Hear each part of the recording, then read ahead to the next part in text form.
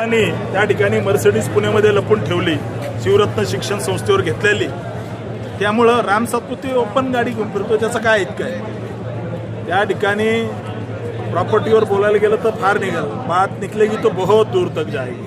त्याच्यामुळं मला बोलायला लागतं, माझी मिसेसची IT कंपनी आहे, मी एक इंजिनियर आहे आणि सामान्य परिवारातून आलेला कार्यकर्ता आहे. त्याच्यामुळे ही जळजळ होणार.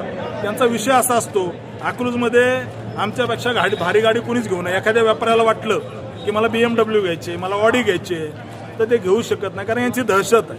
ही दहशत मोडून काढायची, अकलूज दहशतमुक्त करायचं आहे. अकलूज या ठिकाणी धैर्यशील मोहिते पाटलाची एक टोळी त्या ठिकाणी मोक्यामध्ये आत गेली, अजून 2 टोळ्या बाकी आहेत. त्याच्यामुळं जर कुणी दहशत माजवायचा प्रयत्न केला तर काळजी करू नका, या ठिकाणी अजून जागा जेलमध्ये आहे.